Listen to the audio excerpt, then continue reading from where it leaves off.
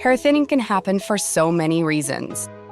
Whether it's stress or hormones or anything, at Nutrafol we've learned that real change starts below the surface.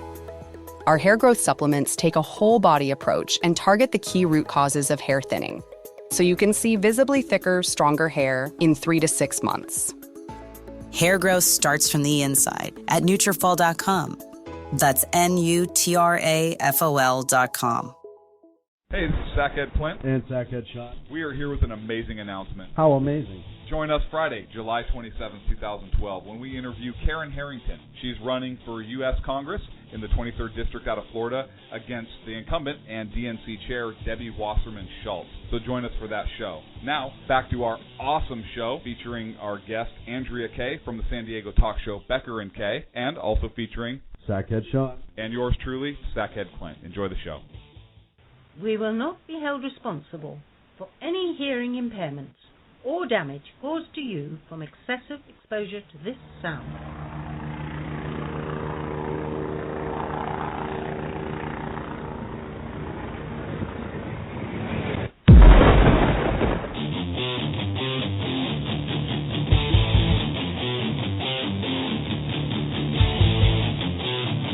Sound okay?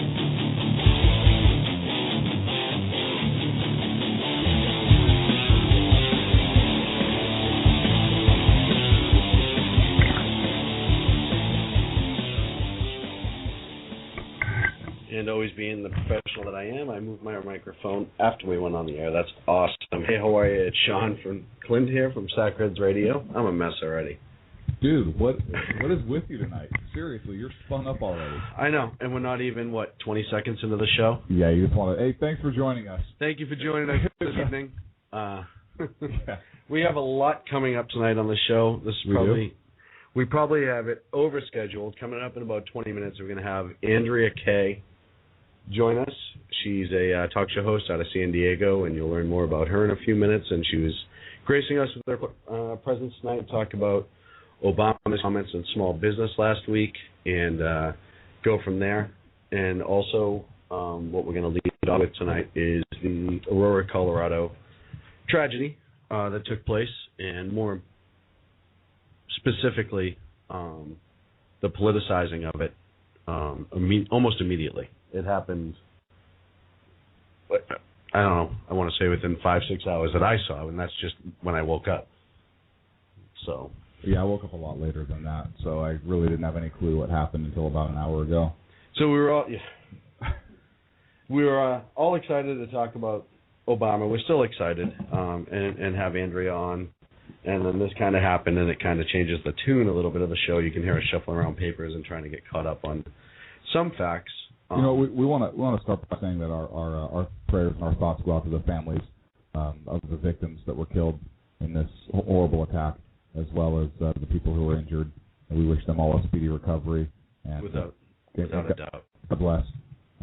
We're sorry for your loss. Not that means a whole lot, but our thoughts and prayers are with everybody out there, as well as the job that law enforcement and response that's been garnered out there.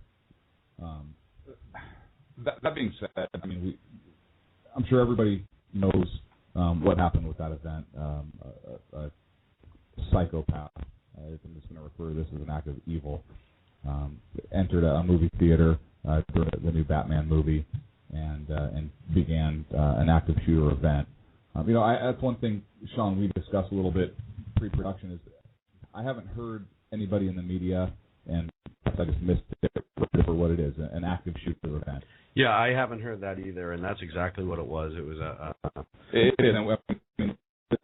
really became popular after Columbine massacre, and we had the Virginia Tech massacre and Fort Hood, about several active shooter events. I mean, this fits the definition of an active shooter event.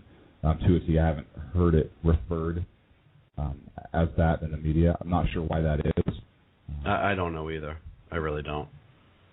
But for those of you who don't know, the Department of Homeland Security has a definition of what an active shooter event is. I don't have it right in front of me, but to sum it up, it's a person or persons who are engaged in random or systematic violence whose demonstrated an intent to actively and immediately cause death or serious bodily injury, that their actions are not contained, and they have access to additional victims, which obviously this fits in that case. You know, if you're shooting in a movie theater, not contained, access to additional victims who are in other theaters, who are in the lobbies and so forth, prior to him ceasing his actions and then being taken into custody by law enforcement who arrived on scene. And my understanding is they arrived pretty quick. I saw the press conference with the chief of police down there, and he was saying that half of their was in custody. Yeah, they went on scene pretty fast, and that's what those brave men and women do. And if their response wasn't so expedient, who knows if it would have been worse. So you just can't thank them enough. And I know a lot of times we talk in the show about rights and liberties, and we go back and forth about laws that should be and sometimes laws that shouldn't be. And when things like this happen, it reminds you that there's still those people that would absolutely, would give their life protecting others, and that's something that should never be gotten. In the EMS workers, the firefighters, I'm sure they were responding, doing their thing, and there's no actual way to know. They knew they had one person in custody, but I'm sure with the chaos and everything, they always had to, in the back of their mind, wonder if there weren't more. And they're all showing up and trying to do their things and save lives and get people to safety, and that should never be overlooked. Absolutely. In all of this. One thing that struck both of us, we talked about this as well, is how quickly some folks in mainstream media jumped on this in order to try and politicize this event and take it into an anti-gun stance. Well, an anti-Tea Party stance too at some point, and yeah, that's ABC, kind of what correct? that's what we want to focus on tonight. And we're going to focus on more, but Brian Ross, I think it was ABC, Good Morning America, from a chief investigator is what he's billed as on ABC. Tried to link him to the Tea Party thing within a few hours, the shooter Holmes, and he either didn't do his due diligence investigation and he just Googled the guy and went with the first name that popped up, or he had some sort of political motive. Either way, it was completely reckless. Well, the suspect's name is James Holmes. That sounds like a pretty unique name to me. Yeah, exactly. I mean really. How many James Holmes live in that area?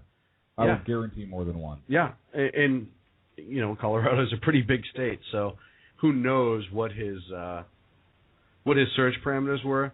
But I mean, that just to be able to go to press with something like that without actually having some sort of legitimate fact other than a Facebook page or a Twitter page, and at that point, I don't think they've released any booking photos, so he had no way to reference what he was talking about. He just turned around and said, "Hey, I think I found this guy, and he's a Tea Party affiliate," which was wrong, and they later retracted that. It was dead wrong. Well, there was a Jim Holmes of Aurora, Colorado, linked to the Colorado Tea Party site, I believe. But instead of doing any type of investigative work to determine if this was the correct Jim Holmes or not, they just ran with the story that it's tied to the Tea Party or whatnot. And once you get it out there, you can't unring that bell. It's like calling somebody a child molester, whether they are or not.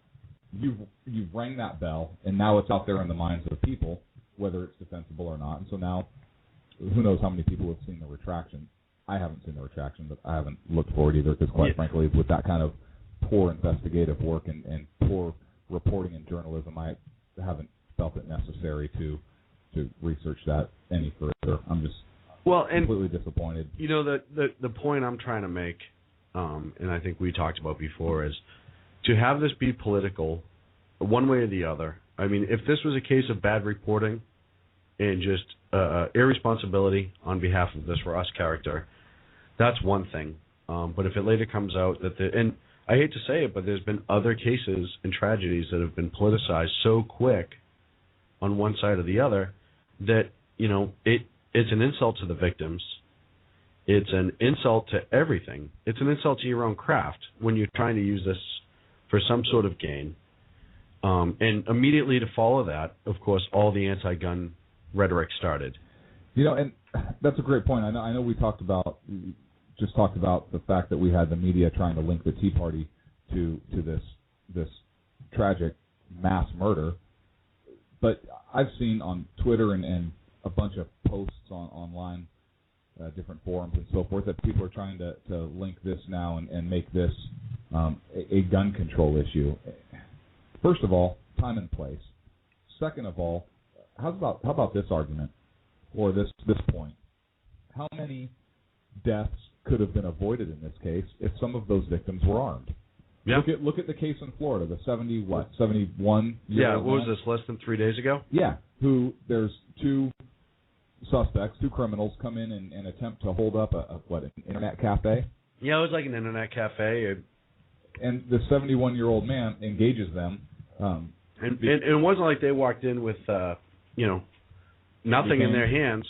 Yeah, exactly. Candy canes and feathers. They walked in. One of them had a pistol and the other one had a club. So they were armed. With deadly weapons. Totally deadly weapons. This 71-year-old man, the great equalizer, firearms equalized that fight, right? Otherwise, absolutely, would a 71-year-old man be able to take on two young gentlemen? Or anyone else in there. I mean, you don't know who else is in there, but exactly. The simple fact of the matter is there are victims, or they could have been victimized, that weren't as a result of this man's actions. And I know there's going to be a million different views on it because you watch the video. It doesn't matter. The simple fact of the matter is you had two people that intended on. You don't know what their intentions were per se. I'm sorry, but if they come into a business armed and they're threatening whatever, or one of them had a mask, or they both had stuff pulled up over their face to commit robbery, yes, I would venture to say that is a violent felony being committed. And that 71-year-old man, or 70, whatever he is, I apologize, I don't know his exact age, was able to equalize that fight, perhaps save many people who were in the area, yep. and the suspects fled. And how many people could have been saved if this individual, this James Holmes, was stopped and confronted and engaged there in the theater? No, and I agree. And one of the things, too, that, you don't know if that one person firing back would have been enough to stop him. And the only reason I bring that up is because he surrendered so quickly to the police that, he had a plan. He obviously had been planning it for a while, and he started shooting. But if somebody had shot back at him, it seems like, I don't know if he necessarily had the fortitude to continue. He didn't want to engage the police in a gunfight. So you have to stand to argue that, yeah, what if one of the people in there did have a weapon? And the reason I bring that up is because I think it was in Nebraska or something like that. There was a mall shooting a couple of years ago, and it was an off-duty peace officer. Yes, and who was I believe shopping with his pregnant wife, who was a dispatcher. Right, and he engaged yes, in the this gunman. particular case, it was a law enforcement officer. Yes, but it could have very well been the average citizen. Well, he was off duty and he was carrying a concealed firearm. Right, he wasn't on duty. And he engaged, and it made all the difference in the world. He saved lives, there's without doubt about it. Absolutely, and as soon as that shooter was confronted with armed resistance, his attention turned away from other innocents in the area and became focused on that armed party. Yeah, so, that's proof right there, and I'm sure there's a million other cases that we haven't seen, that we can't recall off the top of our head, let me rephrase. But... So now you have this guy, and I think he was 22 years old, Holmes. He had a plan, without a doubt. These events usually are planned. They're very rarely spontaneous. He was geared up. He bought his movie. He went in. He propped the door. He went out, got suited up. Some people said he was dressed in the way of the Joker from the Batman, the Dark Knight movies.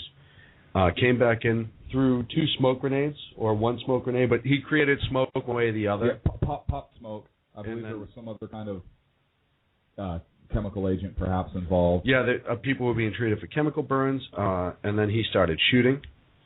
People started to flee. 911 was called. The police showed up.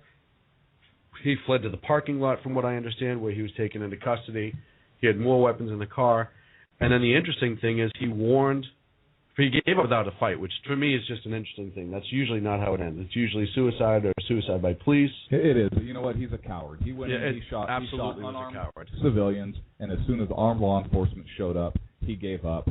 He's a coward. And then he warned them, which was even more shocking to me. He warned them that there was his home was booby-trapped, and when I went to the home, I guess it was booby-trapped 16 ways to Sunday. Like, it just... maybe even 17, I don't know. I was trying to look for an update really quick before we got on, but I don't know if they've disarmed him yet, but they weren't even going in. Like, they didn't even know what to do. They were taking pictures from afar.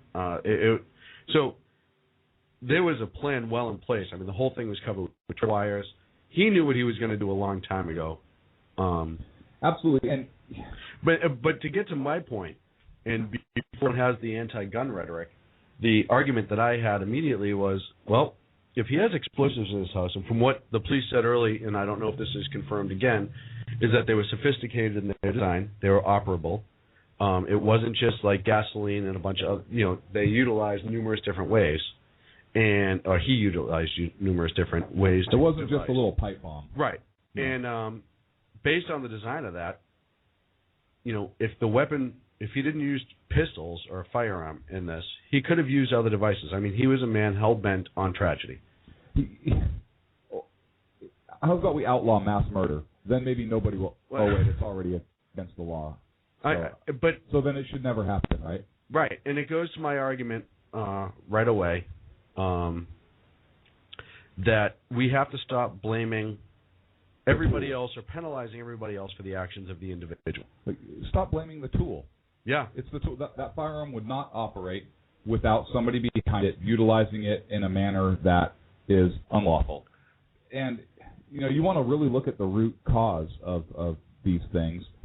There are some studies out there that are outstanding that talk about the desensitizing that has occurred of our youth in this country and of our citizenry as a whole, where you're talking about, and I'm going to get on my soapbox a little bit here, but you have violent video games where the object of the game in some of these is to go around and kill as many innocent people as you can, or you can do that as part of the game. The other you have Hollywood is making movies that are increasing in violence. They are books and so forth nowadays. You don't have, and I'm not saying necessarily it's the whole Leave It to Beaver, Ward and June Cleaver world that we should really go back to, although that was nice. But with everything in today's media, sensationalism, with violent stories like to lead the news, the more sensational, the more violent a crime is, or the more sensational, the more violent an action is, it gets a lot of attention. You have, like I said, books, video games, movies out there. We're bombarding our children and ourselves with these violent images and realistic violence, not just it's a dry hole or whatever and it goes down, but violent images, realistic images of blood spatter and these other things that we're programming ourselves to take in.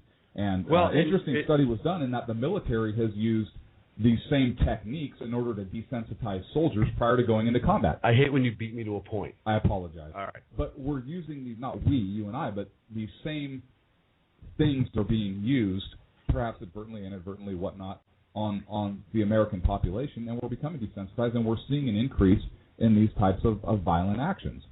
Well, and one of the chats that went up on the chat room a few minutes ago, and I saw it, is, apparently his mother knew something was going on, too, because immediately the news ended up at her house when they figured out in San Diego, and she immediately was like, yeah, you have the right kid. You know what? Prior to this incident, Virginia Tech was the deadliest massacre, had the most victims, and I believe they had 32 victims, something like that. So it was still perhaps the deadliest mass shooter or active shooter event. I'm not going to say the deadliest mass murder, because we had September 11th, which was the deadliest mass murder in U.S. history. But as far as an active shooter event, Virginia Tech, I think, is the deadliest, although it had fewer number of victims overall. But that individual, I believe his name was Cho, that suspect, mm-hmm. He was seen practicing chaining the doors shut to the lecture hall a few days prior to the event because he was going through a dry run, yeah. And nobody said anything. So these events aren't spontaneous. They are well thought out. There's a path to violence that talks about, where you have the ideation, then you go into the planning phase and preparation, the dry run, and the execution of the plan. So, yeah, no, it's. I don't think anyone can argue that there was a plan in place here. There was probably, and I'm sure as time goes on, I'm hypothesizing at this point, but I'm sure as time goes on, it's going to come out that there were a lot of signs and indications. I think everyone who's listened to our show is probably in agreement, just because it's our show, that if there were more people, average citizens who were armed, yeah, there may have been a couple people shot, but it may not have been. The suspect may have been one of them and could have prevented more deaths. Yeah, I know. Shoulda, coulda, woulda. And, one of the arguments that I make with the left all the time is you say shoulda, coulda, woulda. Like, if there's no guns, this wouldn't happen. Well, our argument is, you know what? If there were well-trained people or people that, most people who legally own firearms make themselves very familiar and know how to use it and are very responsible with it. And it could have changed it like it did in Miami. Absolutely. And if somebody wants to commit a homicide or mass murder, they're going to find other ways to do it. And let's say mass murder is illegal. You make all guns illegal. They're still going to get them. Yeah, there's been murders going along. We've said this before on the show. There's been murders happening before guns. There'll be murders after guns if they get outlawed, which who knows. By definition, a criminal. A criminal. So here's what we're going to do, though. We're going to take a break because when we come back, we do have Andrea Kay, who's going to be on the line with us. And we're going to pick up, obviously, with what we're into right now, and then we'll hopefully bleed over and eventually get to the Obama small business comment. I look forward to speaking with her. I want to hear her thoughts on these issues. Yeah, the phone number is 347-205-9399 if you want to call in. Stick around. When we come back, we will have Andrea Kay.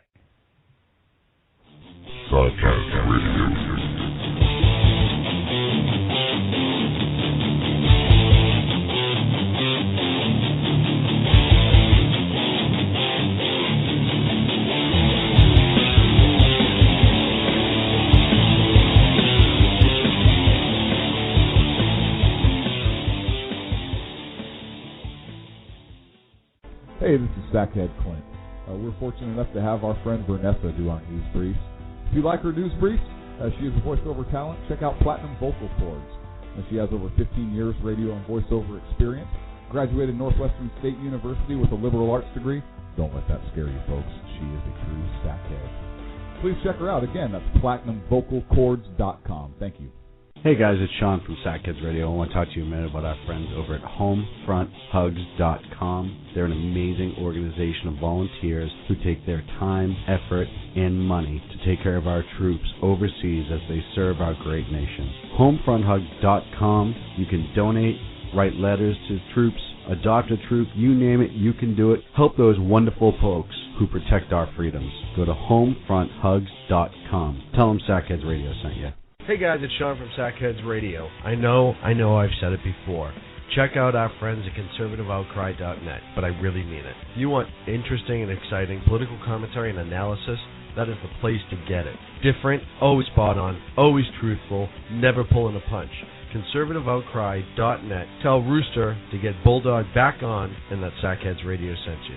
And also, coming soon, the Sackheads Radio Forum on conservativeoutcry.net. Hey, this is Sackhead Clint. I want to take this opportunity to thank all the wingnut leaders throughout the world to give our men and women of the armed forces a job, as well as all the anarchists, terrorists, and Occupy folks that give our men and women in uniform on the home front, firefighters, law enforcement personnel, and first responders, job security here in the States as well. So thank all you wingnuts out there. This is Sackhead Clint saying have a good day.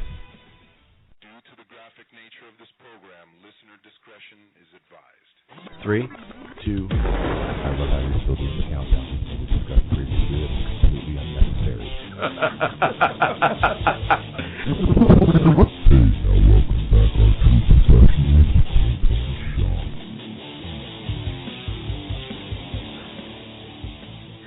So yeah, that was it was our attempt at humor. So welcome to the fun of late night radio. So on the line right now we have with us Andrea. Andrea, are you there? I'm here, and I'm so happy to be with you guys tonight. Thanks for having me on. Well, thanks for being on. Thanks for being on, absolutely. For anyone who doesn't know Andrea, she's the co-host of Becker and Kay, a political talk show on AM 1450 and 1510 in San Diego. We prefer Kay. Yeah. I'm Well, I a love good you, half liberal. of the I love show. your little tagline that he's liberal and I'm right. I think that's Well, perfect. Yeah, it is. And you know, well, where is he right now? You know, he's tucked into his little bed, you know. You know, and here I am still up, you know, trying to put out the good word, but you know, I'm hoping I can now be an honorary sackhead, you know, since I heard about you guys. You know, how I've been about wanting to be one. you be official first, but you have to do us a favor. You're gonna have to take a picture with the bag on your head and send it in for us. Hey, you know what? I got a long history with the bag over my head because I'm from New Orleans. Okay, and we Saints fans know a thing or two about wearing a bag on our heads. But seriously, I'd be happy to do that. So love your show. You guys are doing a great job. Where's that accent from? I'm from Boston. I'm assuming you mean me. I don't think Clint has any sort of accent. Well, yeah, no, it's not Clint. No, I got a husband from Manchester, from Vegas. So you know, I thought you sounded familiar. Yeah, so you'll finally somebody who can actually understand what I'm saying. And I need a translation book, just so you know. I sit here and translate everything he says, so I know what the heck he's talking about. It took me like 3 years to figure out what a lar was. Right. He thinks it's the bird still. So, Andrea, before we went to the break, we were talking about the Aurora, Colorado. Your thoughts? You know, it's so hard to wake up in the morning to something like this, you know, and it's like you try to wrap your head around the why. You know, we always, you know, we try to, you know, that's just what we do as people, right? You know, we start, well, why did this happen and what's the reason behind it? And sometimes we try to put a why on something that doesn't really have an answer because it's just so irrational. And, you know, I think this is one of these times. And, you know, I started thinking today, you know, I'd heard somebody said that the soul of America is, you know, lost. And, you know, as sad as I was over this, I didn't really want to lose hope in America over it. And I really started thinking about how this really isn't that new of a phenomenon. You know, I mean, this kind of stuff, you know, you think about that guy in the tower at a school in Texas in the 60s. And, you know, Charles Whitman. You know, yeah, was that his name? Yeah. That was his name. Yeah. Just so you know, I do have an encyclopedia sitting next to me. So his name's Clint. I call. If you ever need to know random information of something, he's usually the first person I go to before I even Google it. So he's your Cliff Craven, right? I'm gonna start calling him Cliff. Yeah, well, you know, there you have Cliff, Clint. You know, what's the difference, right? But you know what? I didn't want to lose hope in America. This is something that's happened, you know, over, you know, and over. Sometimes people just do crazy things. I mean, there's a lot of things we don't have answers for. You know, I did feel like, you know, usually we come together as a country, you know, when we have these tragedies. That's kind of one, you know, silver lining if you can look for something in that. But, you know, I mean, it's just, you know, there's evil in the world, you know, and, you know, I think that's what today was about. Well, and I think sadly, you know, it takes a tragedy like this, and I can remember I always go back to 9/11, just after 9/11, and a big tragedy in our country, that it does bring people together. However so short, you kind of see the best in people, and it's sad that it takes something like this to happen. But I even feel with this situation that the politicizing of it is kind of foregoing the coming together, certainly for the family, the grieving aspect. And I think that the sad part is that people use this, and we've discussed some of the points earlier, to use it as a political platform, a political agenda. I do have to say I give both the Obama campaign and the Romney campaign credit for pulling, or at least attempting to pull, all of their attack ads in Colorado for the meantime, I think, in order to quell some of the negativity going on there. I do have to give them both credit for that. I'll leave it there for now. Well, right, but there's also the surrogates, though, and in some ways the mainstream media has become almost a surrogate, you know, a mouthpiece, a spokes, if you will, for the left. And, you know, not to, you know, get sucked in myself to politicizing, I think, you know, there obviously, you know, a little bit of a scandal brewed today because of what Brian Ross did. You guys touched on that earlier. And I was thinking, you know, as I was thinking today about the history of America and how, you know, these kinds of things have happened, you know, there's been like a profile of these young guys who are doing this, and it started with Columbine. And you know, those guys weren't about politics. You know, we had a guy here in San Diego who did this at a high school. Somehow, though, the left has decided to try to use some of these mass murder situations as a way to try to, pin it on conservatives, to try to use it for, and that is just so beyond the pale to me. I can't imagine if I was a family member of one of these victims and heard that going on. You know what I mean? Well, yeah, absolutely. I mean, look what happened immediately after the shooting of Congresswoman Giffords. The first thing they thought was that the shooter was a right-wing conservative nut job, and then it turns out he was an apolitical person who I agree, a nut job, but he didn't have a conservative lean, you know. Yeah, he was a nut job, just not that particular type of nut job. Exactly right. He wasn't a nut job like us. Well, I feel mainstream goes through their progressions immediately. They always do the same couple things. They look for the political affiliation, which happened today. Then if that doesn't work into their favor, they go right after the gun. Right. And instead of going after, or they try to find a racist element. I'm sorry. Yeah. Exactly. Or they try to find a racist element. Absolutely.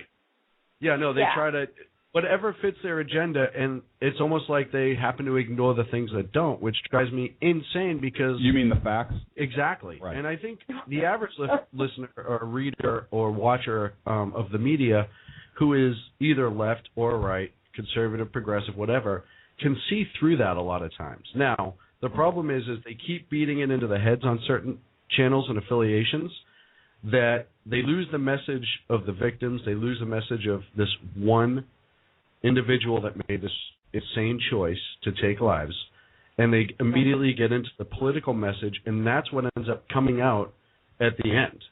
I mean, you look at Fort Hood shooting, and, that was all political by the end.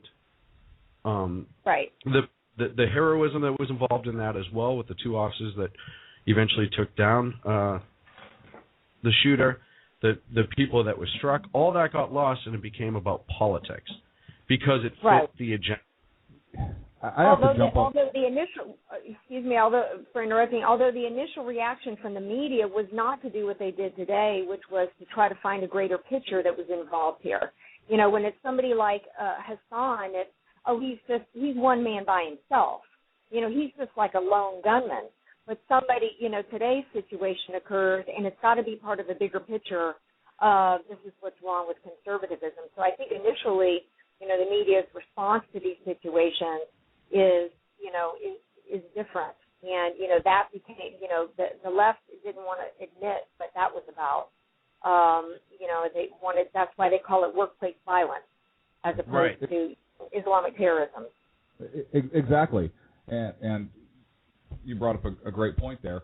Nobody wanted to touch on the Fort Hood shooting and the history that Hassan had with communicating with these terrorist organizations and whatnot, and how much information was either ignored or overlooked because you don't want to offend anybody, or you want to hide your head in the sand with those kind of problems. And when it does turn out that those are the facts in a particular case, we don't want to cause any kind of division. We don't want to hurt anybody's feelings, so we'll go ahead and just call him a lone gun. Well, and as you said with Virginia Tech, there were signs. With Fort Hood, there were signs. I mean, he was bounced around to different, people ignored the things that he was saying, and he didn't spell out what he was going to do, but he made it very apparent that he was upset with what was going on and planned on doing something about it. And I don't know what's going to come out from the Aurora shooting, but obviously this kid had a lot planned, so instead of using that and saying, hey, you know what, this is the action of one person, look at all the planning they put into, they didn't just go to the store that day, none of them did, that day, buy a weapon and walk into these places and start. It was all preconceived. It was all orchestrated. I mean, especially from just the preliminaries that we're hearing about Aurora, I mean, this was heavily orchestrated. He had a plan from the word go. Well, yeah. I mean, how much time does it take to build and to booby trap your place and research to build it all correctly so that it's going to function? I can't even lock the door at night. Right.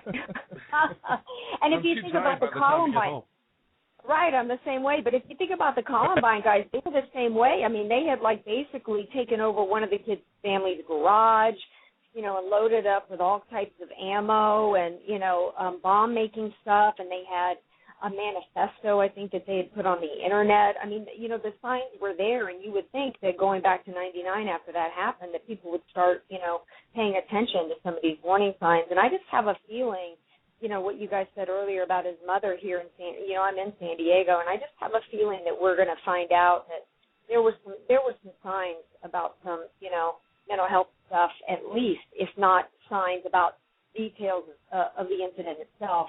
They were just overlooked. Well, and he was a grad student, you know. Dropped out of school recently. That's a big sign. Right. He had, I don't know why, but his car had Tennessee license plate, but he was in Colorado. He hails originally from San Diego. Right. So, you know, there's going to be a ton to chase down for them because I'm sure the investigation is going to bring them some way to Tennessee. They're at the house. They're going to investigate. I'm sure they'll watch video and all that. They'll start interviewing all of his close friends, relatives, what have you. But the fact that all of that is being ignored and the politics aspect is being played out by the media is the part that's frustrating us completely. You know, I have another gripe with the media also. I was watching some news channels, and you had reporters sticking microphones in the faces of victims and in victims' families trying to get statements, and I saw one gentleman in particular who was clearly distraught, and this reporter sticking a microphone in his face asking him how he feels. How the hell do you think he feels? I mean, really? So what are your thoughts on this? What do you feel? Yeah, I don't know how nice I'd be able to be at that point. Yeah, well, and there's no boundaries anymore. I think the media used to have professional boundaries. Way back when, I think they really were a factor of it at one time.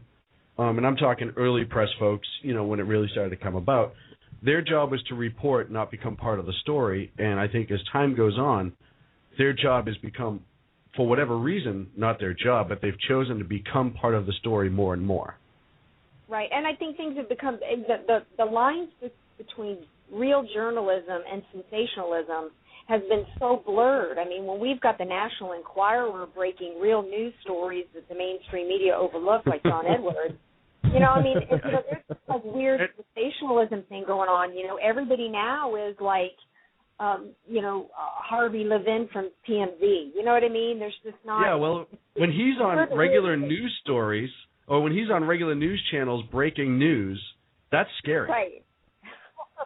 You know, and I'm not saying he doesn't have his place, but go to that place to find it. You shouldn't be turning on a news network that's a alleged news network and get, you know, whatever Snooki had for dinner last night. What did Snooki have for dinner last night? Well, yeah, what are you going to get Snooki, huh? Hey, that poor gal.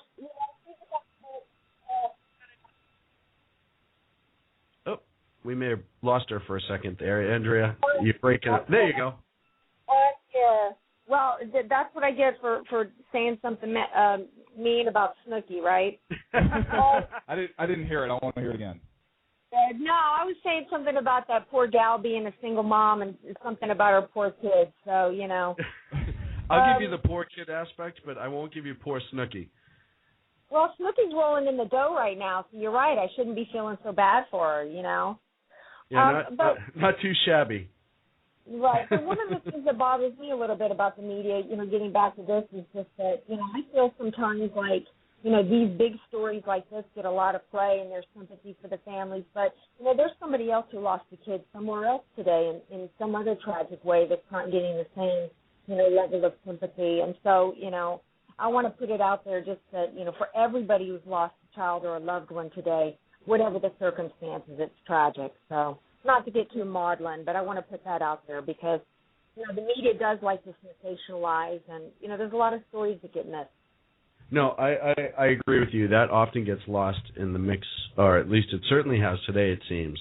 It does, and part of the media is, I don't want to say they're complicit in these types of events, but one of the major motivators in a lot of these types of events are the sensationalism and the body count, which is why these individuals, these active shooters, typically pick targets of opportunity with unarmed populations where people are easy targets, easy prey, because the higher the body count, the more sensational the story, the more media attention, the more notoriety, and the more publicity they get, and the more people like us, quite frankly, talk about them.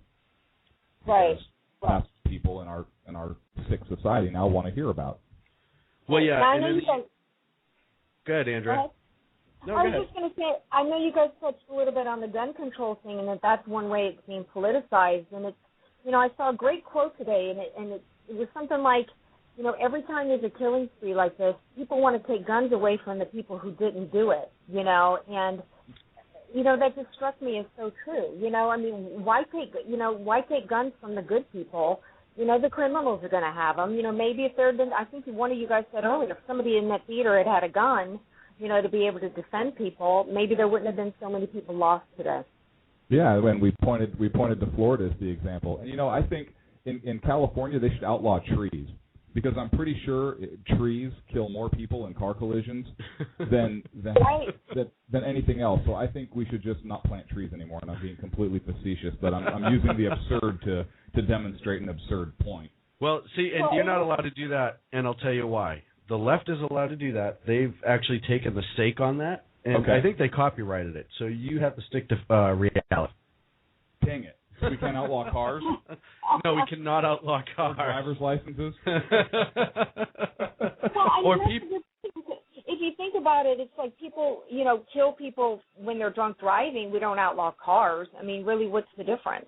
Exactly. And that's, we touched on that earlier. It's the medium of it's the tool that is used to commit the murder or the homicide or whatever it is.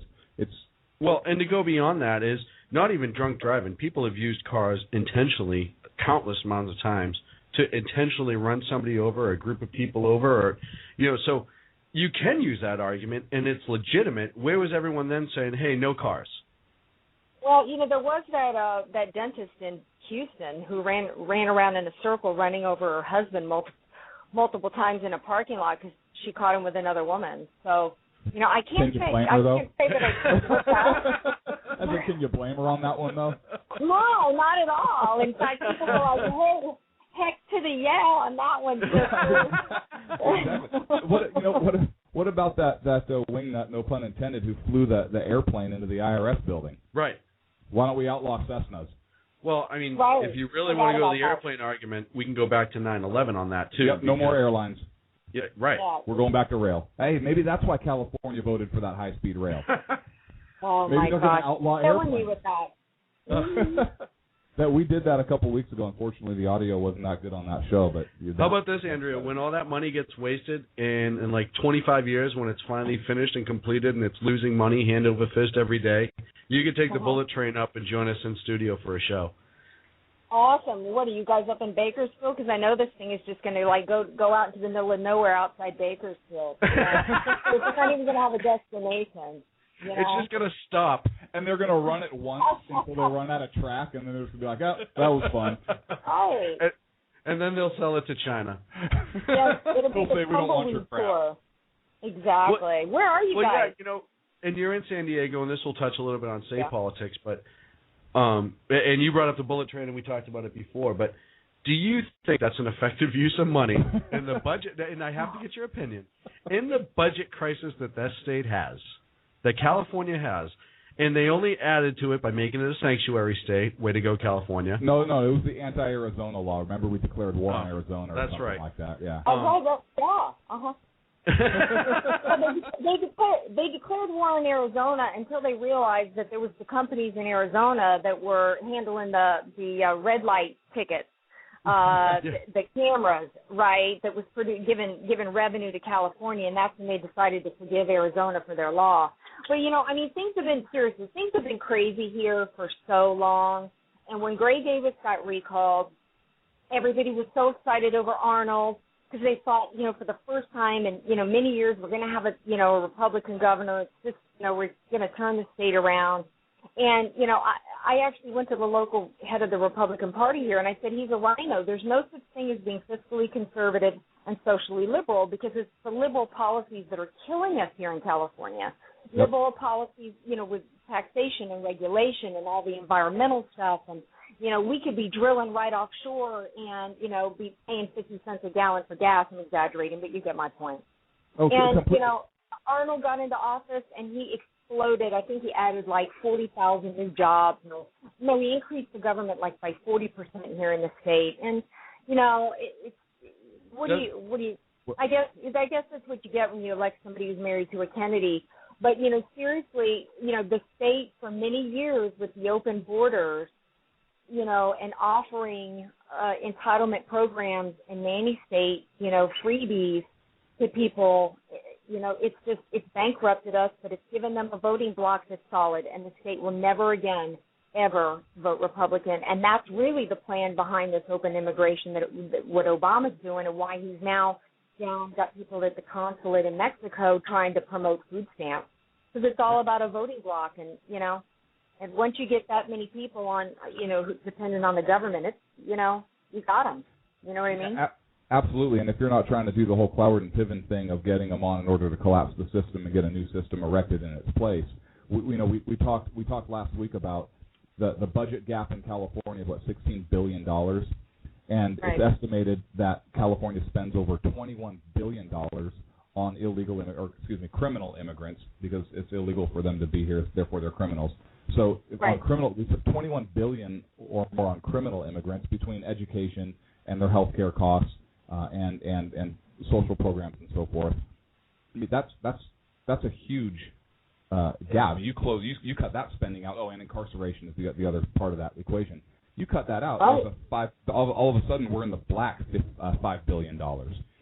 And the criminal immigrant population is set to explode in California. There was a study I saw, and I quoted it a couple weeks ago, where I think the 2010 census numbers were 2.5 million currently in California, and in 40 years it's projected to be like 70 million or something, just absolutely astronomical. And if we're spending $21 billion on this 2.5 million, how much are we going to be spending at that point? Well, and I think that gets back to a good point, and I think, like Andrea said too, what they're doing is building the Democratic voting even more. They're kind of stacking the deck in their favor. But they're not supposed to be voting. Right. Well, they will. I mean, that's why they're holders fighting voter ID laws. Well, and I'm sure at some level too that California will find a way to make it okay for them to vote in state elections and not federal, so they're not in any sort of violation of federal law. I'm sure somebody somehow will find a way to try to make that happen. Well, I don't agree with it, I mean, but they already want to give them driver's licenses. Bingo. That's exactly how they're going to do it. But even without that, though, I mean, with the anchor babies, even if they didn't have that and didn't bust them in to vote, which they do, I mean, just the bringing the families over here and the entitlement programs and eventually then you've got, the babies born here and then being raised here, and, eventually it happens just naturally even without it.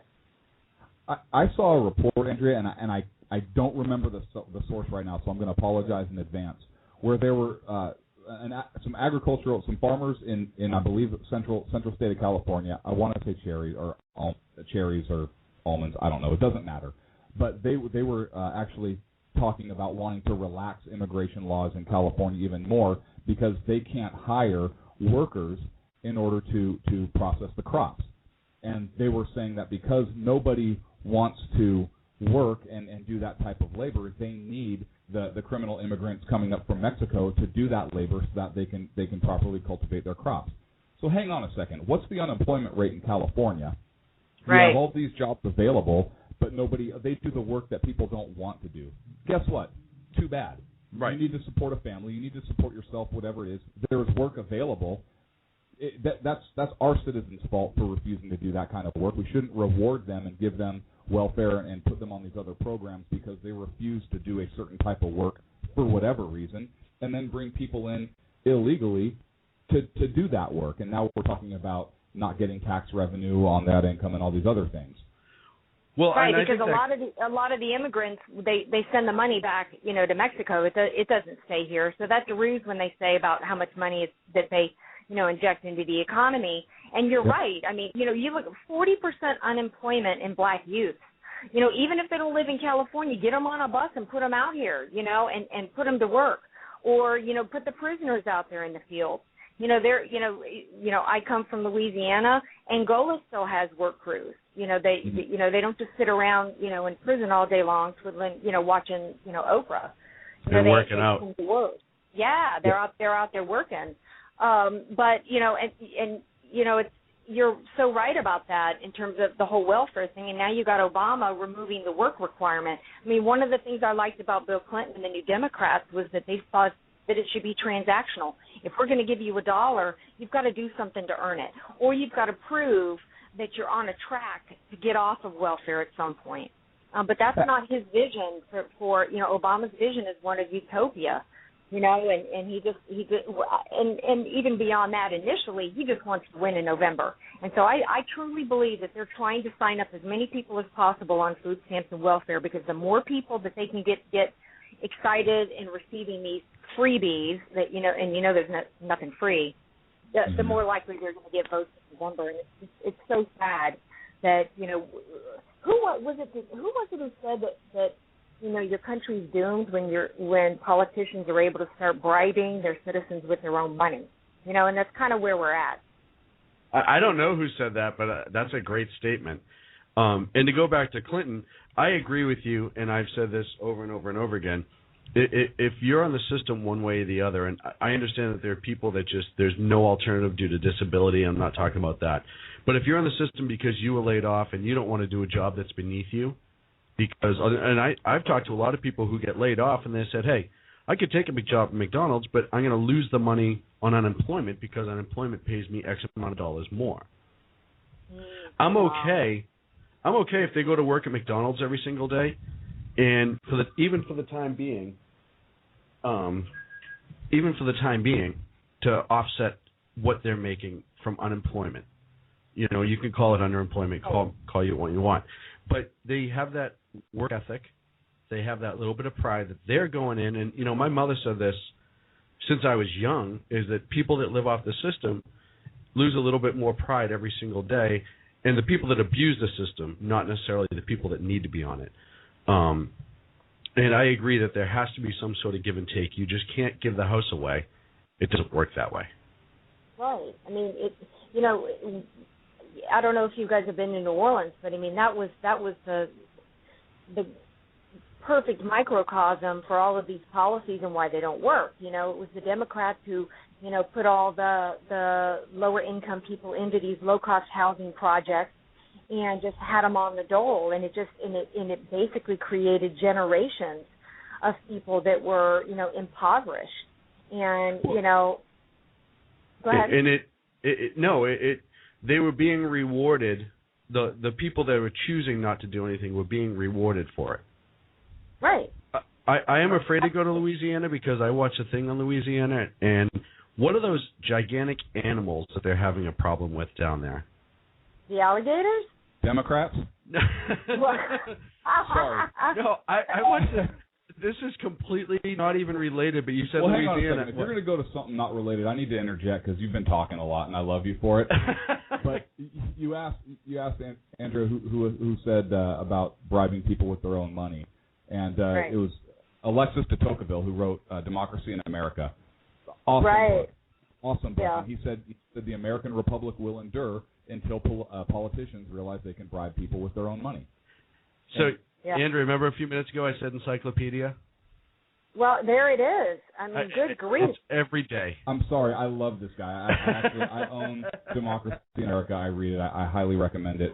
Seeing how you brought up Democracy in America, we touched a little bit on the Democrats and getting people in the system and the working. We originally talked about you coming on and talk about Obama's small business and jump into that. Will you stick around for a minute? Let us take a break. We will jump into it, the whole segment that we asked you to come on for, and we've been talking now almost an hour about everything else. So everyone stick around. We will be back in a minute, and when we come back, we'll talk Obama and the small business. Who's Obama? Keep referring to Obama.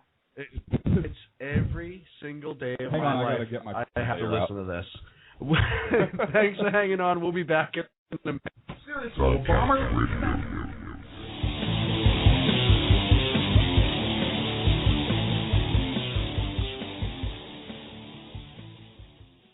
Hey guys, it's Sean from Sack Kids Radio. I want to talk to you a minute about our friends over at HomefrontHugs.com. They're an amazing organization of volunteers who take their time, effort, and money to take care of our troops overseas as they serve our great nation. HomefrontHugs.com. You can donate, write letters to troops, adopt a troop, you name it, you can do it. Help those wonderful folks who protect our freedoms. Go to HomefrontHugs.com. Tell them Sack Kids Radio sent you. Hey guys, it's Sean from Sackheads Radio. I know I've said it before. Check out our friends at conservativeoutcry.net, but I really mean it. You want interesting and exciting political commentary and analysis? That is the place to get it. Different, always spot on, always truthful, never pulling a punch. conservativeoutcry.net. Tell Rooster to get Bulldog back on and that Sackheads Radio sent you. And also, coming soon, the Sackheads Radio Forum on conservativeoutcry.net. Hey guys, do you like our news briefs? Better yet, do you like the amazing voice that does our news briefs? Do you need some audio work done? Check out PlatinumVocalCords.com. Our friend Vanessa has years of broadcast experience. She's an absolute professional. She'll work with you, get the sound exactly how you'd want it. So go to PlatinumVocalCords.com. Tell them Sackheads Radio sent you. Do you have some breaking news you want the Sackheads Radio Show to cover? Call us at 1-877-308-1866 and be a news hound like this gal. Hey, so I heard that,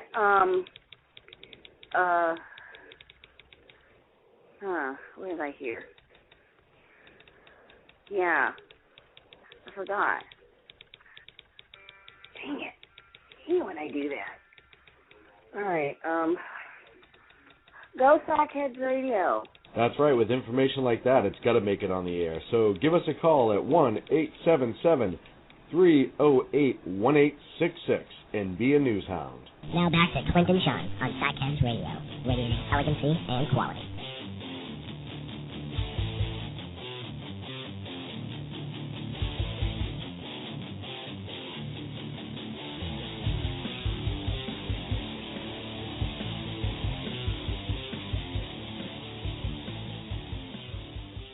Dude, this picture of me is so awesome, just so you know. Which picture are you? This one right here. Yeah, it is amazing. It got you good side. So we're back. We have the amazing Andrea Kaye, and I say amazing because so far you've been absolutely amazing. Okay. And I have to be nice to you because you've just been so nice to us that I can't help it.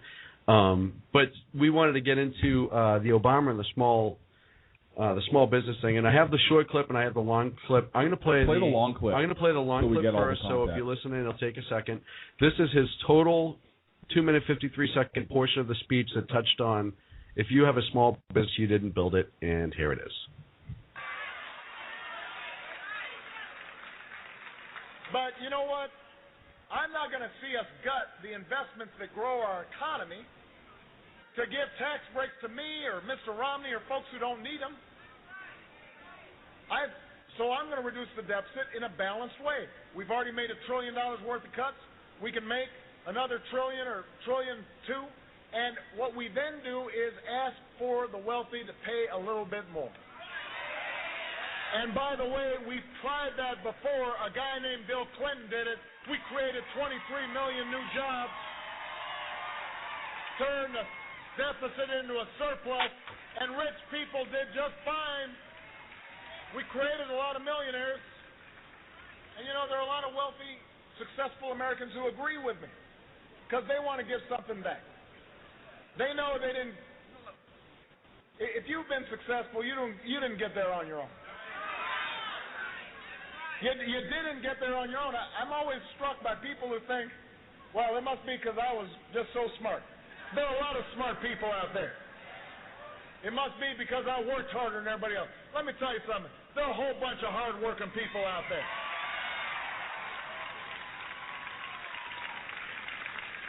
If you were successful, somebody along the line gave you some help.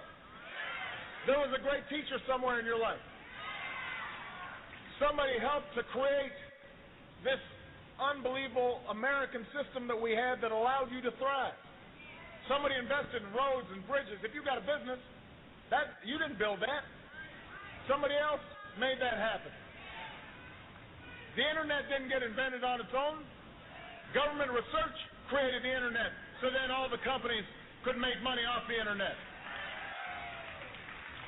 The point is that when we succeed because of our individual initiative, but also because we do things together. There's some things, just like fighting fires, we don't do on our own. I mean, imagine if everybody had their own fire service. That'd be a hard way to organize fighting fires. Hey, you know what? Now, something he said, and I didn't catch it the first time I listened to this whole thing, but he talked about Clinton's tax policy leading to an economic boom. In the early 90s, and correct me if I'm wrong, Andrea or Sean, in the early 90s, I want to say 93. I don't dare correct you during anymore. His first, he raised taxes on the top earners in this country, removed the cap on Medicare payroll tax, and raised corporate tax rates. And in the 94 elections, the Democratic Party got their butts kicked. Absolutely. And if these tax hikes were so awesome, then I would think the Democrats would have been doing fairly well. But then it was in 1995 when he was going towards re-election, he had a major shift in his policy where he had welfare reform, reduced the tariff barriers and so forth between the North American countries, and flip-flop basically on his tax policy, and then we went into an economic boom. Right. Am I incorrect on that? So this liberal talking point of well Clinton did it and it was awesome. Well, you're leaving out a major portion of that. Yeah, he did it. Your party got its butt kicked, and then when he flip-flopped, we went into an economic boom. Right. I mean, he's as much a revisionist as Hillary is, and in terms of the Clinton years. And, it was Newt's contract with America, winning back, Congress for the first time in, 40 years, which pushed Clinton to the middle. That's what got him to do the welfare reform. But even with Newt, I suggest that the dot-com boom had really nothing to do with either one of them. However, incidentally down the road, many of those .com, companies crashed. So, right. He benefited from a little bit. But I got to tell you, in San Diego, in the early to mid '90s, were some of the toughest years we've had in San Diego. So it's always hard for me to hear people talk about the good years with Clinton, because throughout most of his presidency were some of the toughest economic times that San Diego has had, and in part because we're a military town. And so much of the military got gutted during those years, and a lot of our defense contractors moved. And so the Clinton years were not good years for San Diego. Well, and California got hit hard during those military. There were a bunch of bases throughout the state that were closed down. And when all those bases are closed, a lot of the areas around them were affected. A lot of the people that worked on the base were affected. Homeowners that were renting homes were affected because those military families that were renting left, and there was no plan in place to kind of offset that, and it hit a lot of people hard, And he really, it was felt all over the country. But like I said, California was hit really hard just in the amount of bases that were closed here, and it hit the state economy, and it goes on up. I didn't mean to get us off point from Obama's the whole point we played that clip, so I apologize. I didn't hear that for whatever reason. I've listened to that not a million times. You get my point. And I didn't catch that in the first part. I was, wait a second. He's invoking Bill Clinton, and I'm pretty sure that's not the way that went down. Yeah, and I'm pretty sure when Bill Clinton hears that, he wants to jab himself in his eyeball with a pen. But it's all about demonizing corporations and business owners. And you notice that when he's talking to workers and he's telling them that they're exploited, and he's telling them that there's nothing at all to do with their poverty and their circumstances, have nothing at all to do with any of their choices or any of their behavior. He's telling them that anybody who's successful didn't earn that through their behavior. And therefore, these business people, these successful people owe the worker and owe the government money. You notice that he never calls out, Oprah or sports figures. He's always got to demonize businesses and corporations, and I think it's because he truly believes in the Marxist collectivism idea that the worker is exploited, that the government is the lifeblood of an economy, when the government is a parasite. there was no government in America until people settled. They congregated into villages, started bartering for goods and services, and then suddenly you got a community, and somebody goes, well, you know what? Maybe we ought to draft some how are we going to get along rules? You know what I mean? And then, things just evolve from there. But it's like, what came first, the chicken or the egg? Well, you know what? It takes a business, to make a government. It doesn't take a government to make a business. You're absolutely. Go ahead. Well, and if you look at it too, and I've said this before, is he has this unbelievable pitch of trying to convince people that government is all, when he ignores the fact that people put the money in the government's pocket. And he constantly makes it seem like that government's put money in the people's pockets when it's the other way around. These roads that they talk about are paid for by the taxpayers. And, and he's basically saying, I mean, every American rides on the same roads. So why do some have to pay more for the same privilege? And in fact, they already are, because if they're a successful business owner, merely by the tax code, they're paying more for those roads. And so it doesn't even make sense. But it's all about just demonizing somebody in class warfare. That said, well, he misspoke. That's not really what he meant. His teleprompter wasn't on. He was taken out of context. Obama has these periods of time where he gets brutally honest with the people, and I think this was one of them, where he goes off script a little bit, or we get a real insight into his policies. And really, if you understand his history, which I believe you do, you look at the people he surrounded himself with, how he came up in politics, where he gained his political experience, where his schooling, his theology, and where he went to church for several years. I mean, that's where he chose to go to church. That's fine, but you have to look at the people he surrounded himself and who were the most influential people in his life. And then he says something like this, and it's clear that this wasn't taken out of context, the interpretation. And he says, he brings up the teacher or the people that have had influence in your life. Well, guess what? Most teachers are government employees. You talk about the road he pointed out. He says, yes, the government provided the roads. Well, okay, how did the government do that? Like you said, well, through tax dollars that the businesses provide or that the people provide. And it's actually, it's individual, private business that actually does paving. It's some cement company that started, with two guys. It grew and grew and grew. Like, we have a commercial, paver here in San Diego. The government actually doesn't have its own construction company. It hires, private people. Somebody invested, their last dollar in that business and was able to, work 100 hours a week and maybe even took a second mortgage out on their house at some point, maxing out their credit cards, to keep it going to where, they were able to then get the government contract and pave the road. Mm-hmm. Government, and no, it wasn't a gaffe. It revealed, what he truly believed. But unfortunately, we're at a place where we have almost half the country that believes that. Our mind, our culture has shifted. We've gone from being a culture of people that believed in the American dream, that if you were willing to work hard enough for it, that all this country offered was opportunity, and if you were willing to work hard enough for it and to dream it, you could achieve it. Now, it's the life of Julia, showing, the American citizen being, tied to government throughout every aspect of their life. And I don't believe he thinks that just for women. You make a great point. That opens up a whole other area of discussion, in that I believe that's by design. You've seen the left and the progressive movement specifically divorce the Declaration of Independence from the Constitution. They like to quote the Declaration a lot and espouse that and kind of disregard or change or say that the Constitution is this living, breathing thing, and not apply the principles in the Declaration to the Constitution, which you have to do if you read any of the original debates or any of the readings from the founders. And so now, and then you have a shift in educational policy, and a lot of this goes back to Woodrow Wilson, where you have, guess what? We're not teaching the Constitution anymore in schools and what it means. We're not reading the debates. We're not reading the Federalist. We're teaching case law now instead of true constitutional law, because we can incrementally change the meaning through judicial interpretation.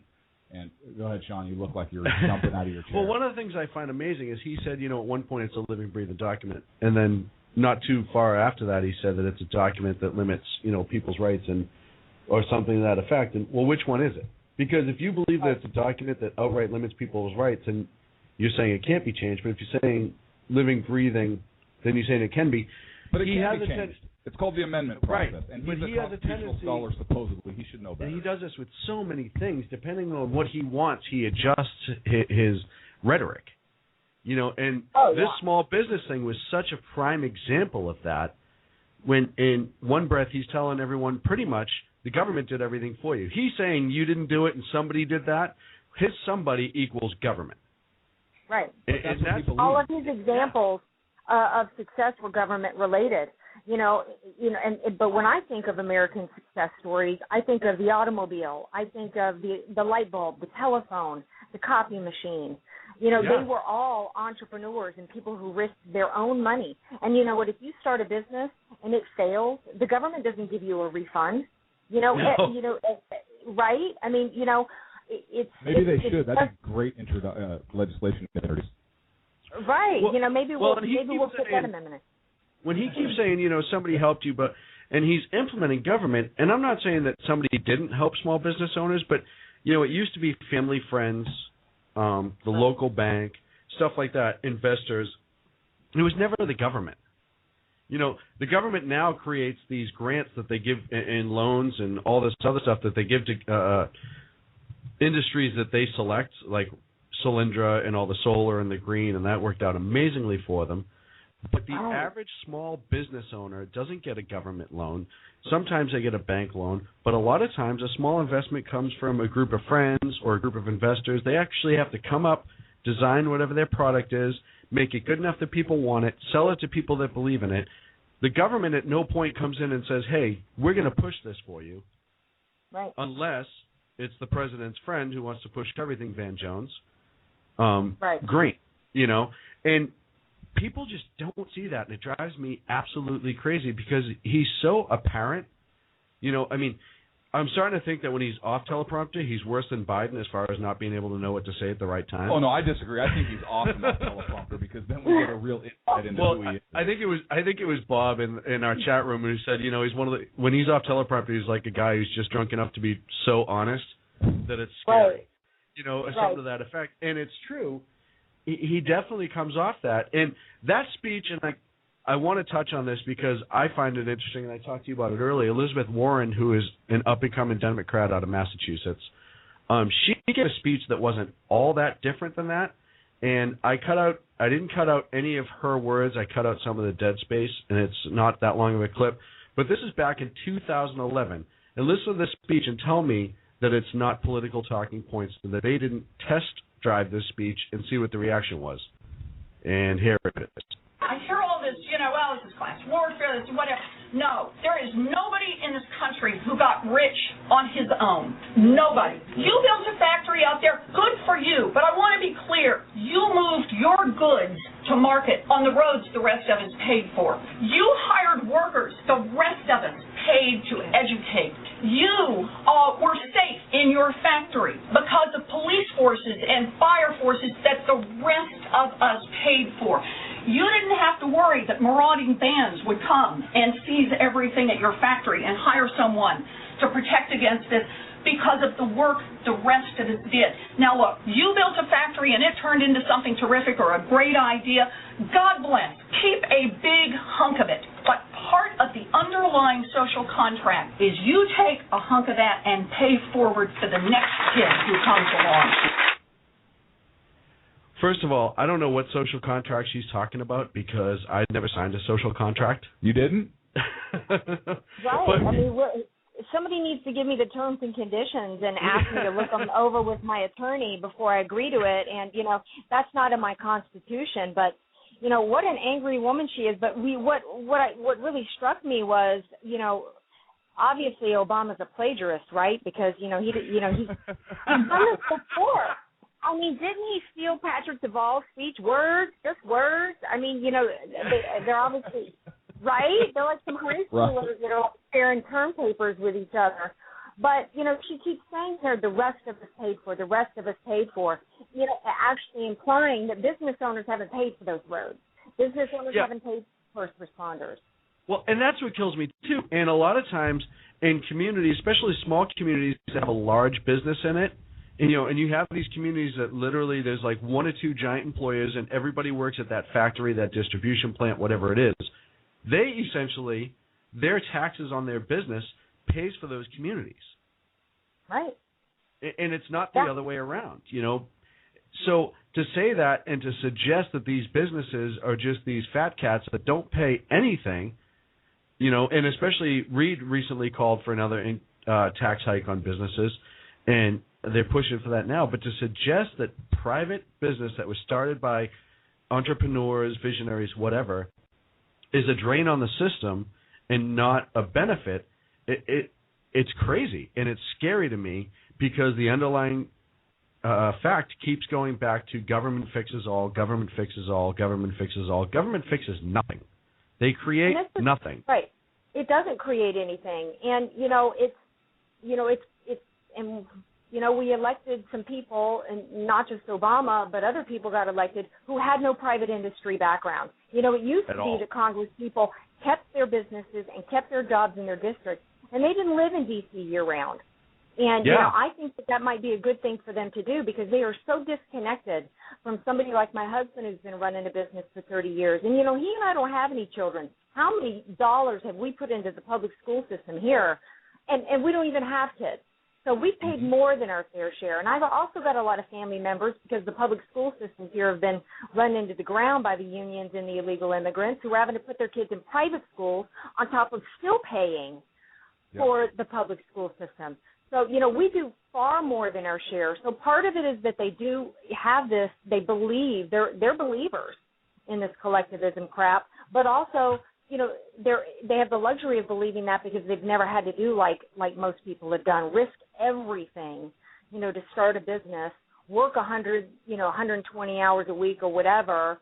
And, you know, I know a lady here who put her house, her retirement, everything into a business, a window company. And you know what? It didn't work out for her, you know, and, you know, that's, where's the government now? Right. Nowhere to be found. And I think, if you give me 1 sec, sorry. Yeah, no, go ahead. I need to cut you off. Romney immediately put out a good ad, and like I said, I'm not 100% a Romney fan, but he put out a good ad, and I don't have the audio from it because I couldn't find it in time for the show. But he played off it huge, and he had a small business and the owner of it and how his dad started, and he worked there as a kid. He played into it perfectly. But he brought up a very valid point that the government did nothing to start that small business. The man's father did. He grew up working in the trade, and I think it was a steel trade of sorts. And then now his kids are up there, and government did nothing. If anything, government hurt them because they keep increasing taxes. They keep putting these they unleash the EPA on them, or depending on what industry they're in and whether or not the government likes it or not. And, you know, the EPA is out of control, and that's a whole show in itself. But government has done nothing but make it harder for them to work. You know, I have two things. One is, it goes back earlier where we're talking about the state of California, where the Democrats have had control of the state legislature for continuously since 1970. I think they lost it for a 1-year period in the state assembly, but they maintained control in the Senate for 1 year. The rest of that time, they've had control, and people always say they're so sick of the politicians in Sacramento and all this other stuff. Yet nothing has changed. Same party's been in power since 1970 in the state legislature. The second thing is, we have government and the Obama administration and the Democratic Party in particular, specifically the progressive movement within that party, is saying, you know what, we need people to pay more, pay their fair share, because, I don't know, apparently if you pay 10% of $1 million, you're not paying your fair share. You're paying the same amount as somebody paying 10% on $20,000, whatever. But they're saying pay more, pay more. How come nobody holds them accountable, or the people don't hold them accountable and say, you know what, no, how about you spend less? I can't run a household on a budget in the red every year. I can't do it. I would get. You can't do it 1 month. I would find myself in legal trouble. I would probably lose my house. my family would be impacted, everything else, and yet we don't hold our politicians to the same value system or the same level of I don't know. I lost my thought. I'm getting so irritated. Right. Well, I think that, the average American is so busy, especially today, trying to take care of their kids, trying to, get the job done and come home and feed their kids and, put food on the table and, get the chores done. And if they have time to sit down and try to see what's going on, in our country politically, they mistakenly turn on, NBC Nightly News and get fed, some BS from Brian Williams, and, so I think the average American doesn't have the time or is necessarily being served by the mainstream media, to really understand. And Americans are such a trusting people, so when they hear, too trusting, because look at who got elected in 2008. It was nobody knew anything about him. He had done nothing in the state senate in Illinois. Voted present most of the time. Had only been in Washington, a U.S. senator for 2 years, and people elected him because the way he was able to read well off a teleprompter. That's it. Well, isn't it the people's fault though? Isn't it the people's fault? Because Benjamin Franklin said it best when asked, well, doctor, what kind of government have you given us? He replied, a republic, if you can keep it. Isn't it our responsibility as the people, as the citizens, the ones who are giving power to the government, to keep ourselves informed, to keep ourselves educated, to follow up what's going on there? I understand everybody gets busy and they have their own life, but we're talking about our country that I love dearly. And people are, I don't know whether it's laziness or we don't have time, but this is one of the cornerstones of our nation and what our responsibility as a people is to do in order to keep government in check. And we have failed as a people, which has allowed government to get this far out of control with spending and everything else. Do you think that's accurate? Oh, absolutely. I mean, being busy isn't any excuse. We all have the same 24 hours in a day. Everybody needs to, I consider it your civic duty to not just go and pull the lever, but to actually do some research on what's going on and, who's voted what and what policies and, are being in play. And if somebody makes a campaign speech, follow up to see, get on factcheck.org and see if what you just heard is accurate, before you make a decision. I mean, I don't understand people not doing that. And I also don't understand people saying, I don't like either one, so I'm going to stay at home. What? Yeah. Well, yeah, and, it's one of those things, too. I think years ago, back when media first started, not media, but the newspaper and the countries, people were generally concerned what was happening as the country. And then I think as time gone on, and even what we're doing a little bit now with technology, the news kind of got to the point of, hey, we're going to tell you what you need to know, not what you want to know. What we think you need to know. Right, what we think you need to know. And now it's almost like a ferret society. And I call ferrets because I always be like, hey, look, it's shiny, and people go run into it. If you turn on a news channel and there's so many tickers running and stats and flickers and this and that, I think it does two things. It either stresses people to the point that they stop caring, or they just take whatever's given to them in that short amount of time, assume that's everything they need to know, and call it a day. They should just listen to this show and your show and call it good. Yeah, I think they should listen to the Andrea Kaye show. I don't know about our show, but I think if you... I think if they listen to our show and your show, they'd be totally good. Well, I mean, I happen to agree, because, well, truthfully, I think the American citizen, people like us, I think there's more American citizens out there, particularly with the help of social media, actually doing more to help than ever before, because people have wised up and said, you know what, the mainstream media can no longer be trusted. We don't really have the free press that our founders, envisioned. And I think it's kind of been flipping for even longer than we realized. But, there's so many bloggers out there and people like us with our shows getting a good word out, and I do think it makes a difference. I absolutely do, because I had a friend tell me yesterday that he felt like he was numb, and he said after talking to me I kind of snapped him out of it a little bit. So I think that's true. I find that to be common too, and I try to talk to people about politics, and I get that response a lot of the whole. You know what? I'm just numb to it, and it's going to get worse because now the political ads are going to be playing 24/7 on TV, and it's going to get ugly. This is probably going to be one of the most harsh political ad season ever, and it's going to be nonstop more than ever. And it puts people in the state of malaise where they just don't even want to be involved in it. And my buddy joked to me the other day. He said, "Hey, I do nothing but watch DVR from now until after the election because I don't want to deal with it." Did you just say malaise? Yeah, why? Nice word. It was on my calendar. Is that like a mustard mayonnaise mixture that you put on a sandwich? Because that is pretty good. I absolutely. So you got Did you say? Did you say sandwich? Right? Yeah. Every now and again, I have to strike back and prove to him I'm not a complete dunce. No, that was awesome. I know, it was very impressive. But this election, it's going to come down to I think the cat's kind of out of the bag now for Obama with what he said about businesses, and I think people are starting to understand really what some people, at least the ones who are paying attention, and I think that there are enough of us, I think, who understand that there's a stark difference between the two, and one is about huge government, and and since we've tried that the last 4 years and it hasn't worked, why would anybody vote for that again versus Mitt Romney? And even if Mitt Romney had outsourced every job he created at Bain, at least he knows how to create jobs. Well, wait a second. Right? Our president put Steve Immelt, or the guy, the outsourcing chief of the world, I think, in his administration. I mean, really? Right. The guy from GE? Well, Buffett has never outsourced a job in the world, so that he's got that going for him. Yeah. And I said this before.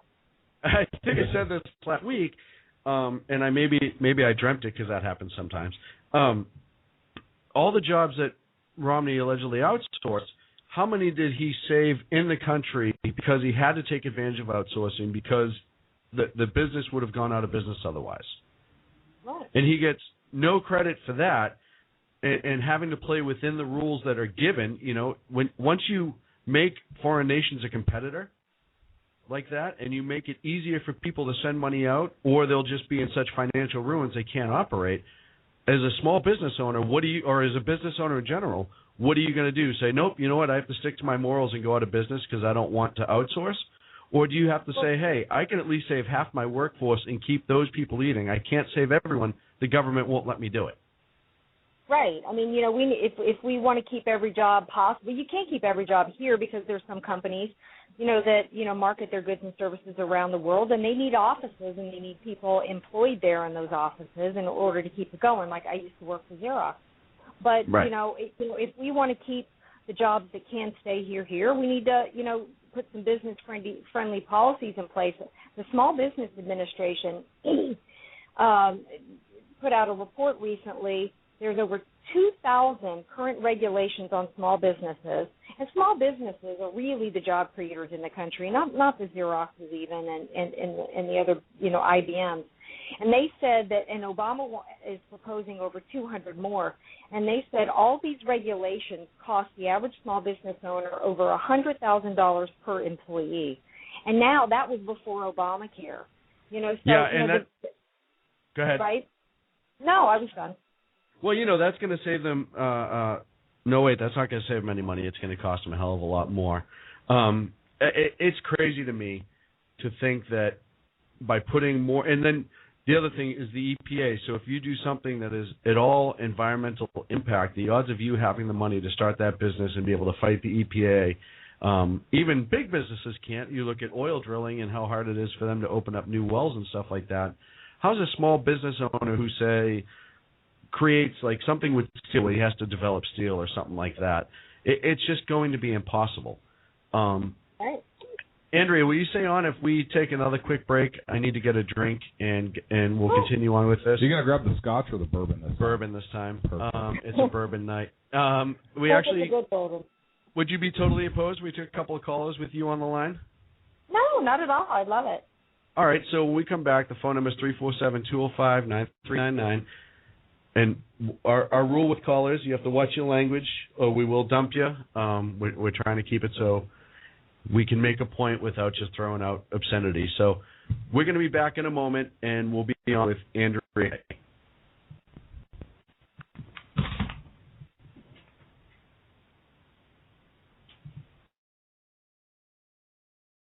Sarcasm Radio.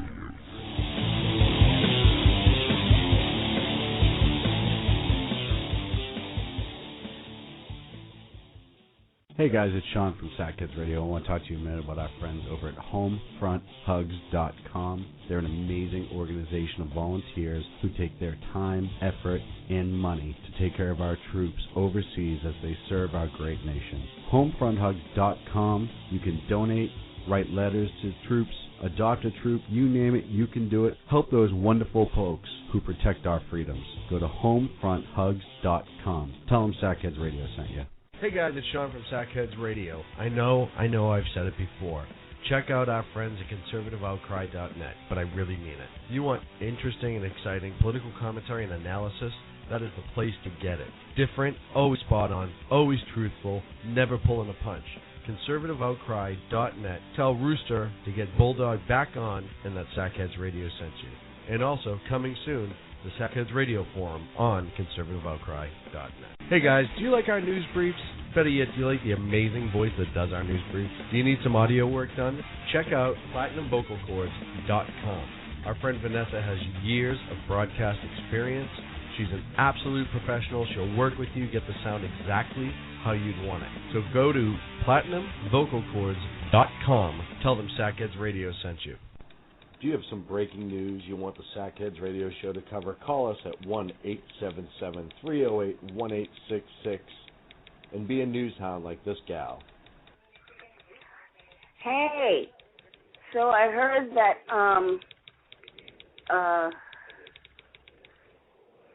what did I hear?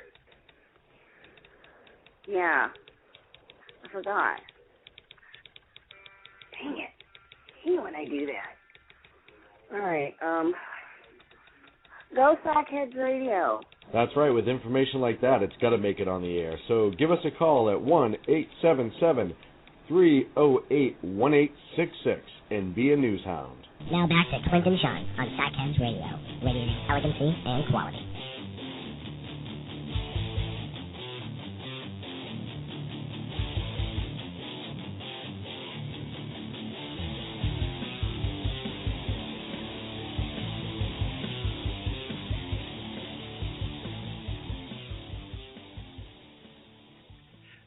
Hey, we're back with Andrea Kay on Sackheads.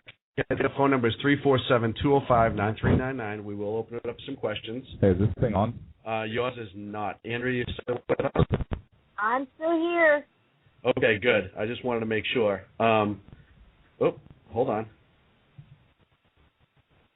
Oh, no. Yeah. Okay. Did you call the White House? I don't know what I did. I think I lost our callers, believe it or not. Did you lose Andrea too? No, oh, no. Okay. No, you're still there. Okay, good. Yeah, all right, so because I like her.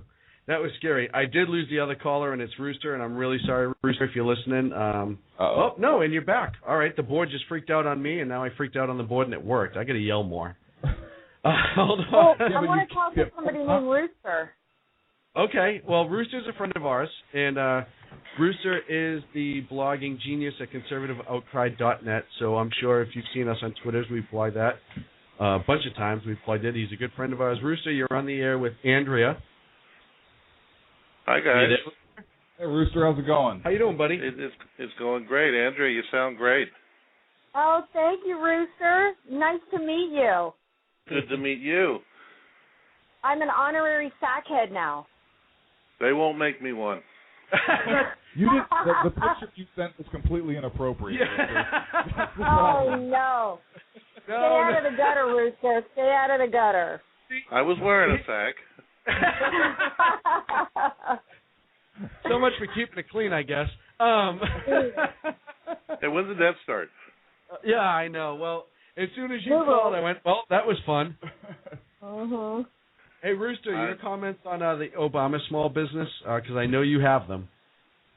You know, actually, I was gonna write an article about that, and I just couldn't do it in my own Rooster type way, so I stopped it. It's unbelievable. I can't even joke about it.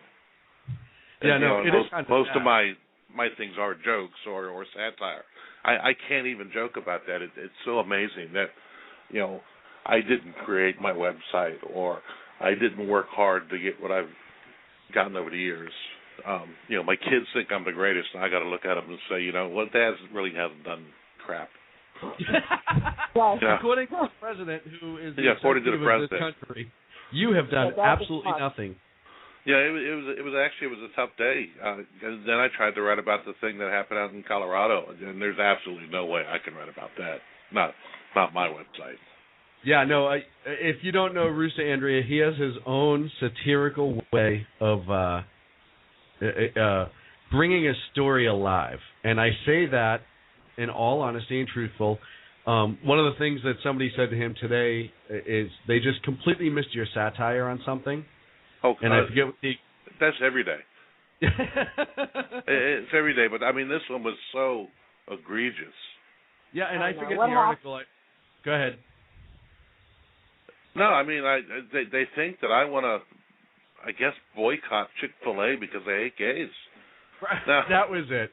And you wrote it in a completely satirical way, and if anybody even slightly read into it, that was not at all the point. You went on everything else, but one person saw the title, which your titles have a tendency to be a grabber. Now, hang on. I'm gonna fill Andrea in on what the title is. Andrea, the title on Rooster's page is "Boycott Those Gay-Hating Bastards at Chick-fil-A." That's the title of his post, which is hilarious. But if you go in and you gotta read the post. Yeah, if you read it, it's... The entire post is based essentially on media not necessarily outright saying you have to boycott these conservative supporting businesses, but essentially it's a list of businesses that support conservatives. It was, when the list was put out, and correct me if I'm wrong, Rooster, it was pushed towards Democratic voters, and even though it wasn't outright said, the wink, wink, nudge, nudge was very much there. Yeah, but then I went down the line and told you why you couldn't boycott those. I mean, you can't boycott Regal Cinemas because that's George Clooney's movies there on that. Bite the hand. And Morgan Freeman uses this, so you can't boycott that company, and so uses this, you can't boycott that company. It's the new Chicago way, or Obama's way. Yeah. But that brought up my point from earlier that people only look at what they want to see, and they only do a quick flash, and they don't do any research before they make their decision. And I think that was a great case in point where somebody jumped on you for that, and you were like, hey, you didn't read the article. You need to read the article, and then you can come back and give me your honest feedback. And they read it, and I think the only thing they had to say was, oh, my bad. Yeah, and that's all I get. And sometimes I get that from fairly reputable sites. We've never done that, dude. What are you talking about? Well, there's one site out there on your side of the world. What's it called? FreeRepublic.com. Or the Freepers don't like my articles, but that's okay by me. Right. They all have a common sense message in them, like don't flip off Ronald Reagan with the bird. You just don't do that. I mean. Every one of my articles. You're like Bill O'Reilly's tip of the day. Is that what it is? Oh, I cannot stand Bill O'Reilly. Oh, come on. And I'll tell you why I can't stand Bill O'Reilly, because I think Bill O'Reilly's in it for himself. Like that fake argument he had with who's the guy that was running the prostitution ring out of his house. Barney Frank. Yeah, I just. Yeah, I mean, I watch Bill. And Bill has his moments, but him and Sean, do something else. There's only so much, dirty water, clean air, or whatever. Every night it's the same thing over and over again. Here's what I like about Bill O'Reilly. I have he trouble goes after with the child predators. He goes after the child predators, and the judges who give them life sentences. I like that about him, and he promotes the Wounded Warriors Project. He does. Yeah, but he also in one breath will say, he'll say something about child sex trafficking, and then he'll put some of the most ostentatious. That's probably not even the word I'm looking for, with some of the sleaziest video known to man on his show at the same time. Well, no, and When I agree, but I think part of Bill's I'm not necessarily a Bill fan either, but one thing I like about Bill is I think he is fairly consistent in the topics that he chooses. Yeah, he is fair. I'll give him that. And I think that there's something to be said about that. You may not like his content, but at least there's some fairness there.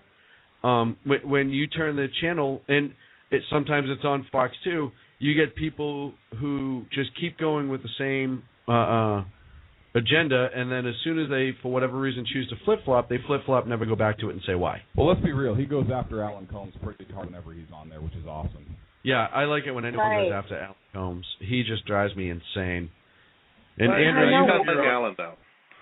Well, I like Andrea, Alan. I got to ask Andrea this. You sit in a room with your own Alan Combs down there in San Diego for your show. What's that like? It is so hard. I got to tell you, when I first met Becker, it was like, meeting, somebody. I felt like I'd known him my whole life, and he was that, brother of mine that, I had a love-hate with. Half the time I love him, the other half the time I want to stab him in the hand with a fork. Well, it's like me and Clint. We need to outlaw forks. We need to outlaw forks because they cause violence. He's probably going to want to try to push through an amendment, here in California on that to outlaw forks. I have grabbed the microphone from him. I have punched him. I have slapped him. I mean, it gets really tough. But the good thing about Becker that's a little bit different than Combs is that Becker will do an about-face upon data and facts, on some things at least. And so how is he never not conservative then? What's that? Was he not conservative by now then? Say that again? How, if he does an about-face when presented with facts, how come he's not conservative? Well, I mean, when I say he'll do it about face, I mean, he's still hardcore far left on, the economic stuff, which makes me crazy. But, I mean, with the George Zimmerman, initially he was, he believed that Zimmerman, he was all on the, hang Zimmerman bandwagon. And then when some facts came out, he was like, I spoke too soon. But on most stuff, he's just a typical lib. But, and it's tough. But, there's... Well, and I think you could prove a point very simply with them. Every single day you work, show up and say, hi, I'm here, you're here, you have to buy breakfast, lunch, and dinner for the day. And then the next day do the same thing. And I'm not paying anything. I think he's the old-style lib. Right. Well, I mean, he's always trying to have his own Becker's entitlement program, right? To where, he's always trying to get me to do all the work for everything, and then he's just got to show up and, enjoy himself. But, I do that to Clint.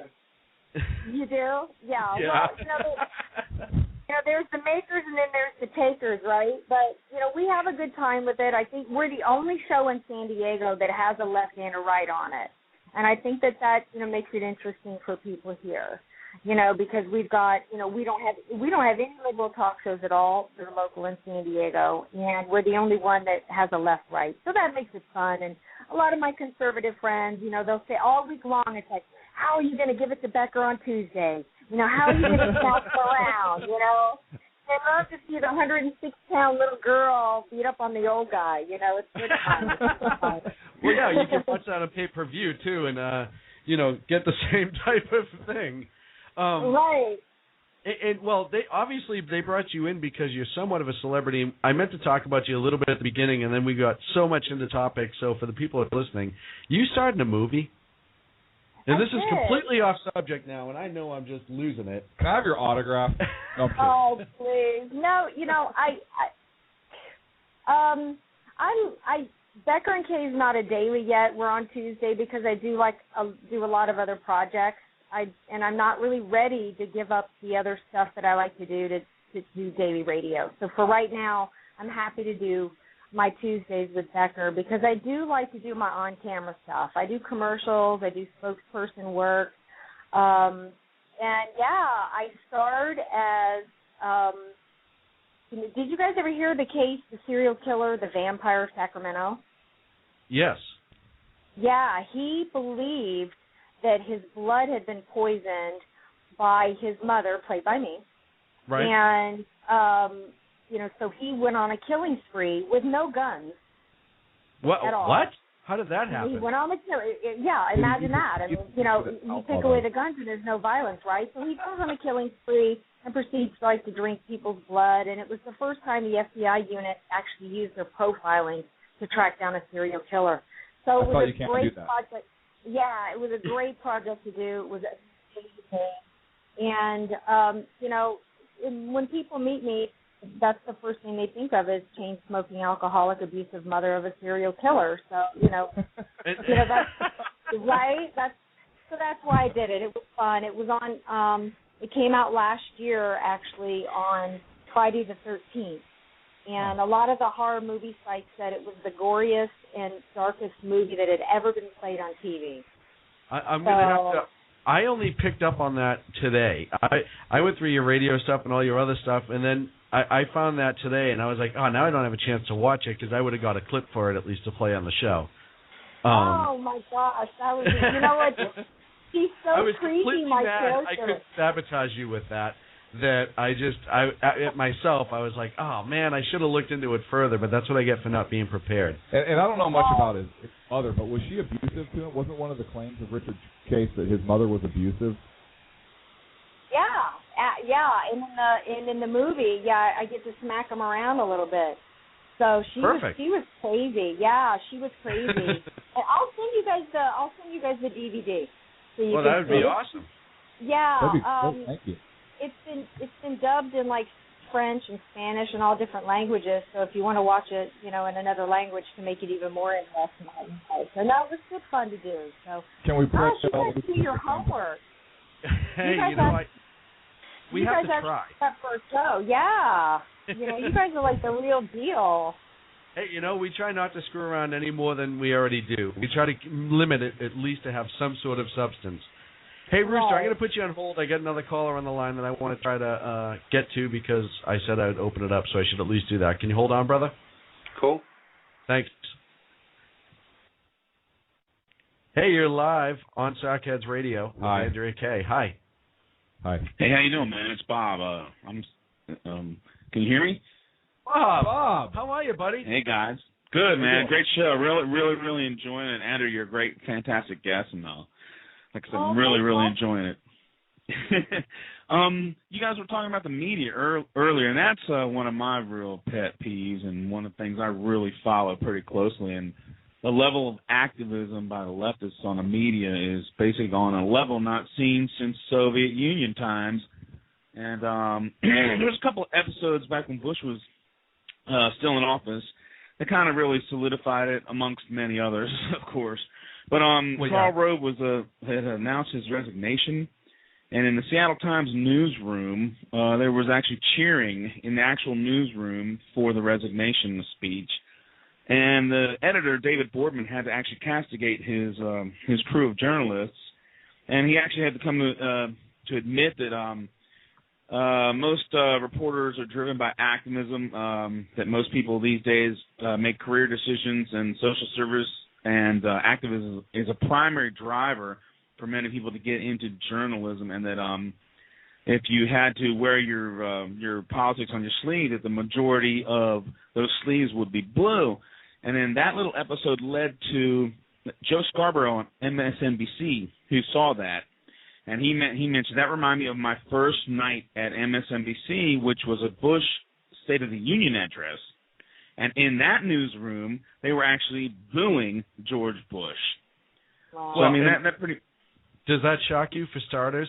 But I think, and I can say a little bit too, I think part of the reason we got into this a little bit is because we didn't feel that there was enough of the other story out there. And we wanted something with a little more honesty and a little bit of comedy and fun involved. But and some cuddling. And a little bit of cuddling here and there. Let's be realistic. We sit around and used to BS this exact same way while drinking coffee, and somebody came by and said, "You guys really need to put out a podcast." And that's how it started. Okay. But our agenda is not a political agenda. Our agenda is to try to get as many facts about situations out. Our agenda is to try to be impartial, constitutional to the best as we possibly can. Now, I think a lot of people view that as automatically being to the right and following, conservative rhetoric, and that's not the case. We try to really research where we're coming from, see how it's constitutional, why we have that argument, and put it out there. Hey, Bob, I get another caller, though, buddy. I really appreciate it. Thanks you Bob. so much for Nice listening. You've been great. Thanks, man. All right, Bob. Bye, Bob. That's Bob. He's in our chat room, and he's been listening to us from the beginning. He's just been a great guy to hang out with. First time he called in. First time he called in. It was all thanks to you, Andrea. Caller 612. You are on the air. Sackheads Radio with Andrea K. Be nice. Hi. I'm always nice. Trust me. I have my own podcast. I don't swear my own podcast. I do voices, and I do Bill Clinton's voice because what I'm saying, people always complain about myself, Bill Clinton, but I was a prosperity kind of guy. My point is, just remember, I did not have sexual relations with that woman, Mr. Winter. No, hang on a second. Is this really Bill Clinton? Yeah, I feel like you're in the room with us. I just hit all my cigars. Yeah, well, people, I'll tell you what, man, I didn't inhale either. I tell you what, man, he inhaled, man. I tell you what, man, it's big, right? You guys doing, man. I mean, you get my point. I can be nice. Don't worry about it. I would never destroy my. I have 2 podcasts you blow up. I tell you what, you guys, Mrs.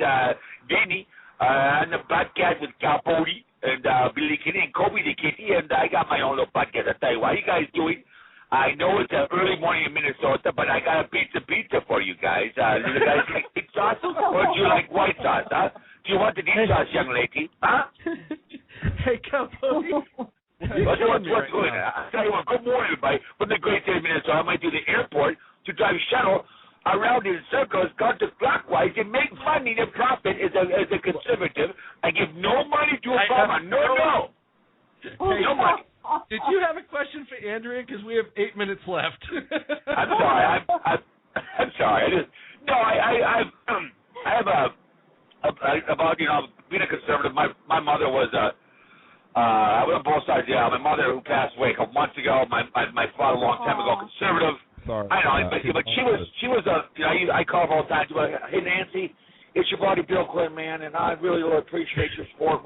I'll get back to the White House. Yeah, she always loved it. My brother, who was a righty, and I call up and leave messages on his cell phone all the time. Hey man, it's Bill Clinton, man. You gotta get back to the White House, man. It's your buddy Bill, man. Come on, man. He gets all mad. Don't you call me because he's like I said. The problem is out there. Too many people think subjectively instead of objectively, and I just on my podcast I rip both sides of the aisle in my Bill Clinton voice or my Kobe the Kitty. Kobe the Kitty, meow meow meow. I tell you what, I like the Bill. Blah blah blah. But too many people do. They can't be objective. They can't have a conversation because of the color of skin or who they sleep with or who they cheer for or whatever. And I think that's boring. And I'm a very social person. I travel extensively with my Uncle Rugburn for security and for the fashion business. So I come in contact with a lot of people, and it's amazing if, you're from Minnesota, you betcha, or whatever, something stupid, or because I'm a Dallas Cowboys fan, or whatever it may be. And I think the problem is you got to be open-minded in this world we're in and be more objective when you talk about politics and come to the middle, because I'm in the middle. I always say I'm in the middle, screaming as loud as I can, saying, let's come together. We can all get a piece of the pie, because this country will be brought down by ourselves, not a foreign country. No, I hear you, and I agree with you. We only get a few minutes left, and I want to wrap up with Andrea, and I appreciate it. I think that people need to look at the totality of everything and see both sides and understand that just because 3 out of the 4 networks or even that 4th network pays something, and we've said this all night, doesn't necessarily mean it's right. You have to do your research. We say this all the time. Do your research. Just because we say it doesn't even mean it's right. You have to look at your facts. Probably is. It probably is right. And if Andrea says it, I think it's right too. But look, we do our homework. We take things from a historical perspective, and we go to source documents. If we want to understand a concept, whether it be about the Constitution or mass murder in the United States, whatnot, we go to source documents to understand what the original intent is, what the original authors were, who put the idea forth, whatever the case may be, so that we can understand exactly what the intent was, and not somebody else's interpretation of the events through history book or whatever the case is. And that's where we come from. We end up being conservative because we take a more literal approach to the Constitution and these other issues. And I think apply common sense would be fair to say, but the other side of the aisle would probably disagree with that. Do we have another call? I know we're running short on time. We're running short on time. I do want to wrap up with Andrea because we only get about 4 minutes left on the show. Andrea, and we end up doing closing thoughts for some reason, and I don't even know how it started. Yeah, I don't know. But we'd love to get your closing thoughts, at least on the tragedy in Aurora and Obama's small business. Well, first of all, my closing thoughts, I have to thank you guys for giving me the opportunity to come on, because you guys are doing a great show. I love the fact that you might have opinions, but you back it up with historical facts, and I think that's something that's missing so much today in this heated political environment. And so I think that's a good takeaway for me as well, if I have to sit next to a liberal co-host, to make sure that I bring data with me instead of just an argument, So, I'm glad you guys said that, and I'm glad that that's what you're about. And I want to adopt a little bit of that for myself. For today's tragedy, there's just some things that we're never going to have an answer for in terms of why this happened. And I just, my thoughts and prayers go out to absolutely everybody who lost somebody today. And I'm just thankful that, I still have my family, and I just wish I had some words to comfort people. But I do, I think we'll get through this as a country. And then on the small business thing, I think it was an awakening for America, and I think that he revealed who he truly is, and I think that sets up the election for people to understand their choices. I agree, and I think the Romney campaign would be remiss, to put it mildly, if they fail to exploit this statement and even take that statement in conjunction with other things that this president has done to really illustrate the fact that he does have Marxist leanings and so forth. And Andrea, I want to thank you so much for coming on the show. I hope we have you as a guest again. Love to get together with you, stay in contact if that's possible. What he's saying is, if he can get rid of me, would you do the other side of it and make his life easier? I think is. Yeah, I'm just going to come right out and say it. Well, you guys are so good together, and thanks for letting me be an honorary sackhead today. I love it. Like I said, can't wait to get the picture up for our chat room and our forums on Conservative Outcry. If anyone wants to check out Andrea on her show, it's Becker McKay on AM 1450 and 1510 in San Diego. FinancialNewsTalk.com, is that right? Yes, FinancialNewsandTalk.com. We stream live Tuesdays, 8 a.m. to 9 Pacific, and we have a studio cam, so you can check it out. See me smack Becker around.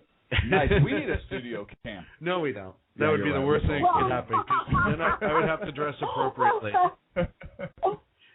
So, all right, guys, thank you so much for having me on. I appreciate it. Thank you so much. I can't appreciate it enough. Thank you to all of our callers tonight. Clint, anything else? I don't. I just want to say thank you again. Again, my thoughts and prayers go out to the victims and their families tonight from the Aurora massacre. I have no words to be able to comfort anybody, but God bless. Andrea, God bless you, and thank you again for coming on. It was a pleasure. All right, guys, had a great time. I'm going to echo those thoughts. Like I said, nothing I can say can comfort those families. I only hope they find the comfort they need. This will come out, and more facts will come out, but at the end of the day, it was the actions of one man, for whatever reason, did this insane event. As far as the Obama and small business thing, it's the same old rhetoric. He's trying to push how great government is. We all know otherwise. And finally, Andrea, thank you so much. And I know we just said thank you like 28 times in a row, but I really can't say it enough. You've been a pleasure. I am going to find a way to get some sort of law in the state of California passed that you're going to have to do radio 5 days a week. So, but if I sell it. If I sell it in a liberal way, they'll pass it. Well, here's how you do it. You have to post it to that text so that does a show 5 days a week. And since she's the co-host, we'll just kind of leave that verbiage out. You guys are great. Thanks so much. I appreciate it, guys. Thank you so much, Andrea Kay. Thank you to our callers. Check us out, sackheadsradio.com.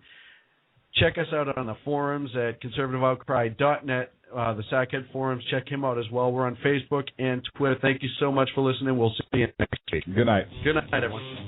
Bye.